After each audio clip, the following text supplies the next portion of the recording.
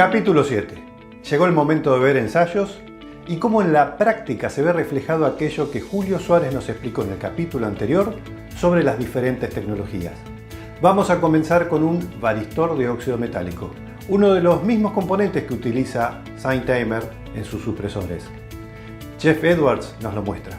Hello, we're going to run a little test today from our surge generator on one of our typical 20 millimeter thermally fused metal oxide varistors, or MOVs.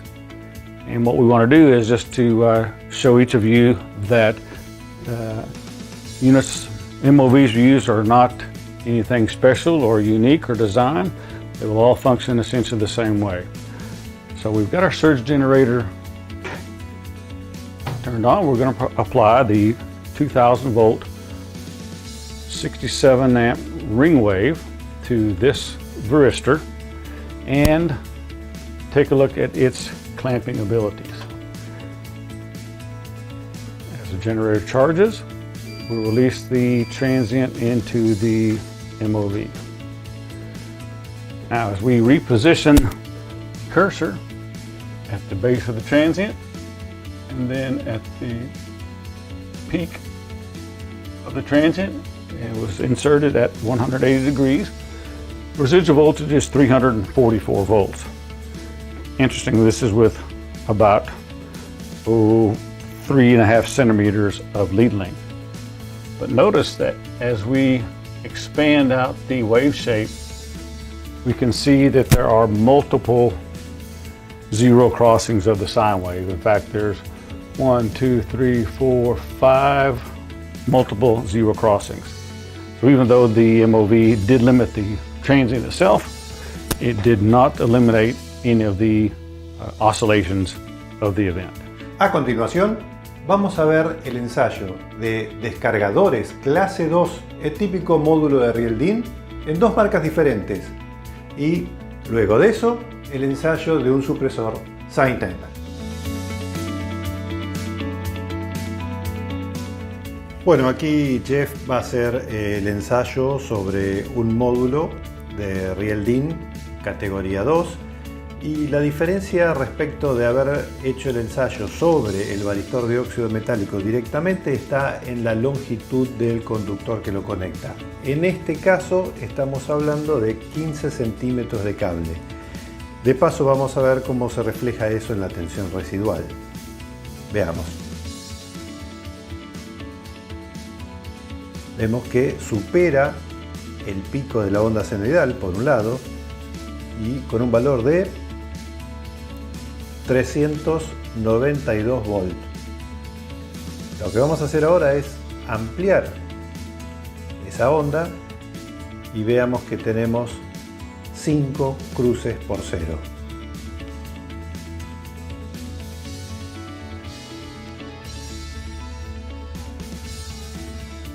Fundamentalmente la diferencia en la tensión residual respecto al varistor solo, repitamos, tiene que ver con la longitud de los conductores.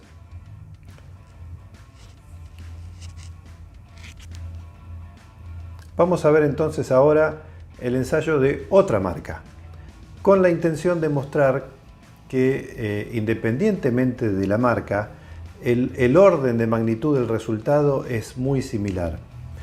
Y es muy similar dado que los varistores de óxido metálico no es que hay una gran oferta en diferentes fabricantes. La mayoría son los mismos varistores usados en las distintas marcas.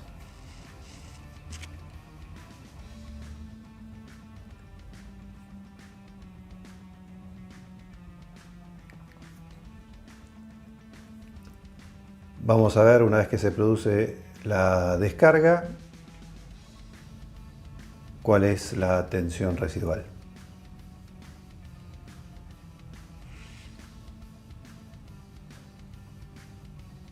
Prácticamente lo mismo.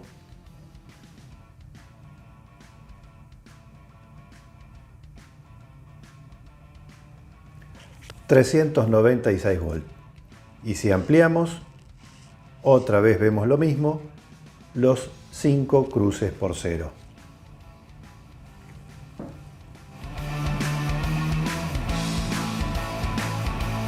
Bueno, aquí vamos a hacer un ensayo sobre un equipo SignTimer modelo RMST 120. El ensayo va a ser el de onda oscilatoria amortiguada de 100 kHz con el disparo en 180 grados en el cruce por cero. Vemos el LED encendido, la unidad energizada.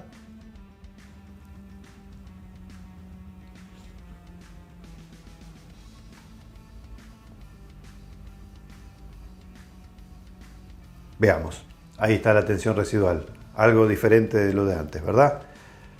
Por lo pronto no tenemos un falso 1, o sea, la tensión residual no supera el pico de la onda senoidal.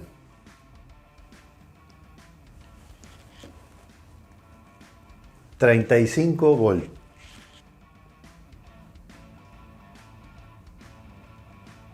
Vamos a ampliar también, a expandir la forma de onda. ¿Bien? Y prácticamente no hay múltiples cruces por cero como en el caso anterior. Para proteger la electrónica moderna, para proteger los microprocesadores, hemos visto la necesidad de establecer una cascada de protecciones. Típicamente para cualquier máquina, potencia, control. Esas son las dos etapas. Entonces, lo que vamos a ver ahora es, en primer lugar, un ensayo formando la cascada con descargadores de Real-DIN clase 2. Y en segundo lugar, repetiremos el mismo ensayo con una cascada de supresores SignTimer.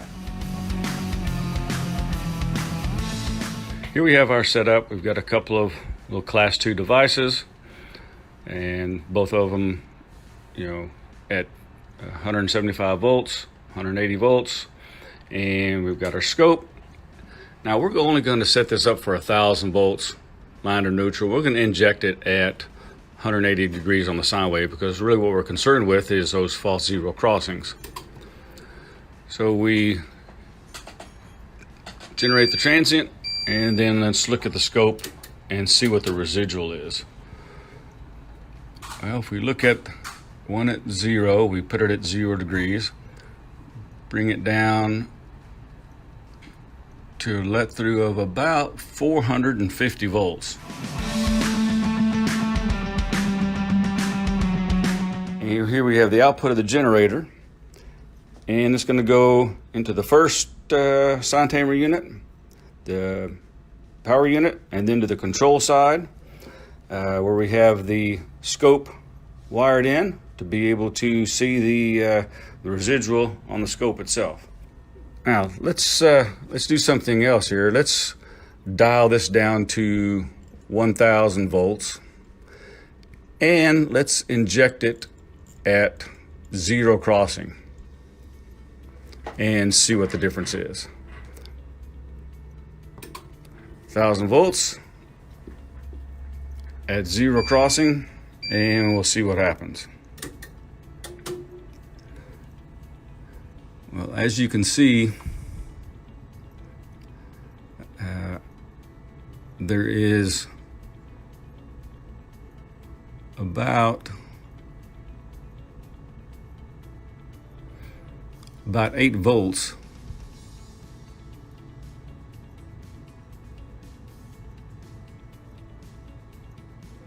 Now, take that back, it's about 2 volts. But notice there is no false zero crossing. It totally eliminates that from coming back to the negative side of the sine wave. So at 1,000 volts transient, we've eliminated that down to about 3 volts, and there is no false zero crossing. That's the power of the SignTimer frequency attenuation technology. Vamos a ver un estudio que realizó IBM durante 2 años en 200 sitios para analizar qué causas originan daño en los equipos. Y el resultado es que 1 de cada 10 eventos es sobre, baja tensión o falta de suministro. Y eso lo resuelve perfectamente una UPS. Pero 9 de cada 10 eventos son transitorios en sus distintas formas, en números redondos. Ahora la pregunta es, ¿la UPS es efectiva para resolver ese problema? A ver, Juan Chávez nos muestra el siguiente ensayo, donde primero veremos una UPS doble conversión online sin supresor, y en el segundo momento veremos la misma UPS, el mismo ensayo, pero con un supresor SignTimer en su alimentación.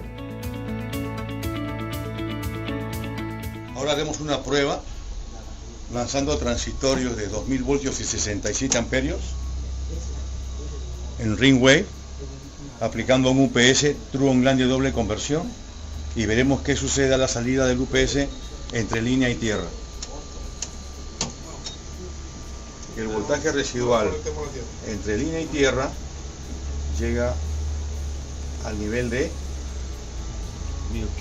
1458 voltios.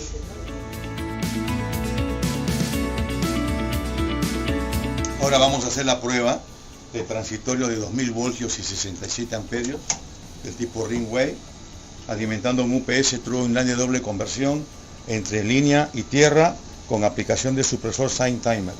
Veamos el resultado de voltaje residual a la salida del UPS.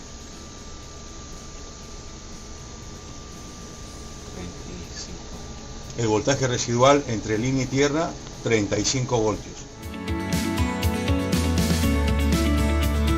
Si hacemos un pequeño resumen de lo que hemos visto en este capítulo, empezamos por el varistor de óxido metálico. Y claro, muchos de ustedes se preguntan, después de haber visto todo lo que significa origen y consecuencia de sobretensiones transitorias, ¿los fabricantes de los equipos esto no lo saben? ¿Los equipos no vienen pensados y protegidos para ello? Sí, lo que tienen es eso. Varistores de óxido metálicos en su alimentación. Más chicos o más grandes, o tal vez dicho en un término más técnico, con mayor o menor capacidad de disipar energía. Una UPS, la fuente de un servidor, un variador de velocidad, por crítico, robusto y potente que sea, va a tener como mucho varistores de óxido metálico. Y como bien vimos, no es suficiente para proteger lo que llamamos confusión de software. Luego vimos cómo en el propio descargador, al solo aumentar la longitud de los cables en un descargador clase 2, que adentro solo tiene varistores de óxido metálico, la tensión residual aumentaba notoriamente. ¿Por qué? Por el largo de los cables. Ese dato nos dice que debemos prestar mucha atención a la longitud de los conductores cuando vamos a instalar supresores, sea de la marca que fuere, del modelo que sea. ¿Por qué? Porque la impedancia de ese cable es vital para un fenómeno impulsivo como es una sobretensión transitoria. Y hemos comparado con respecto a lo que es la cuarta generación y la tecnología de red de atenuación en frecuencia, tanto tensión residual como cruces por cero. Y esto se puso de manifiesto también cuando hablamos de la cascada de protecciones, típicamente potencia y control. Pero si esa cascada la armamos con descargadores en módulos de RealDIN clase 2, vemos que no llegamos tampoco a proteger las confusiones de software, los falsos cruces por cero, los falsos unos, ante descargas del tipo de onda oscilatoria amortiguada. Sí, en cambio, hemos verificado que eso queda protegido con una cascada de 2 etapas con supresores SignTimer. Por último, de pronto derribamos la idea de si pongo una UPS doble conversión online que toma energía de la red, rectifica, carga baterías y luego vuelve a ondular, me independizo de la red.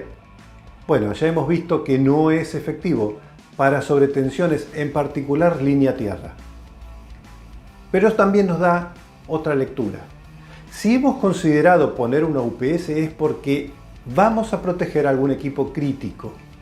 Si es así, entonces debemos ocuparnos de las sobretensiones también, tanto para el equipo crítico aguas abajo de la UPS, como para la propia UPS, que no deja de ser un equipo electrónico sensible.